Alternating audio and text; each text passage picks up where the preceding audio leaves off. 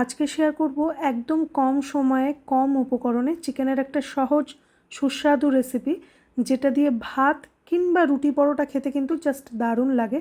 তো রেসিপিটার জন্য সবচেয়ে প্রথম এবং প্রধান কথা হলো মশলাটা কিন্তু একটু ছেঁচে নিতে হবে। এরকম হামানদিস্তা না থাকলে অবশ্যই একটু শিলনোড়াতে বা মিক্সিতে পালস মোডে ঘুরিয়ে নিতে হবে। কোনো রকম পেস্ট দরকার নেই, যে আচ্ছাঁচা ব্যাপারটা আছে সেটাই কিন্তু এই সাধারণ রেসিপিটাকে জাস্ট অসাধারণ করে তুলবে। তো এখানে মশলা তৈরির জন্য আমি 1 চামচ গোটা ধনে, বেশ কয়েকটা রসুন, ছোটো এলাচ, দারচিনি, লবঙ্গ আর হাফ চামচ মতো গোলমরিচ আচ্ছাঁচা করে ফ্রেশ একটা মশলা তৈরি করে নিয়েছি। মশলাটা তৈরির সময় কিন্তু একটা খুব সুন্দর গন্ধ বেরোবে। এবারে কড়াই সর্ষের তেল ভালো করে গরম করে মশলাটা আর আচ্ছাঁচা কয়েকটা রসুন গোটাই আমি এর মধ্যে অ্যাড করে দেবো। বেশ খানিকক্ষণ স্লো ফ্লেমে রান্না করে নেবো, মানে হালকা একটু কাঁচা গন্ধটা যাওয়া পর্যন্ত রান্না করে এর মধ্যে অ্যাড করে দেবো চিকেনটা আমি বোনলেস পিস ব্যবহার করেছি, খুব ছোট টুকরো করে কেটে নিয়েছি।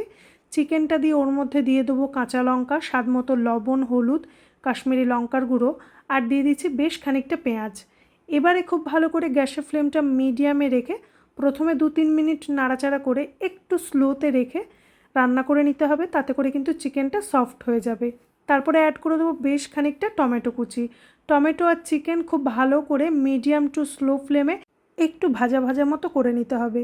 এবারে চিকেনটা একদম পারফেক্টভাবে সফট হয়ে গেলে জলটা শুকিয়ে নিয়ে বেশ খানিকটা ধনেপাতা কুচি ছড়িয়ে খুব ভালো করে নেড়ে চেড়ে নিলেই কিন্তু চিকেনের এই রেসিপিটা রেডি। খেতে কিন্তু ভীষণ সুস্বাদু হয় গরম ভাত কিংবা রুটি পরোটার সাথে।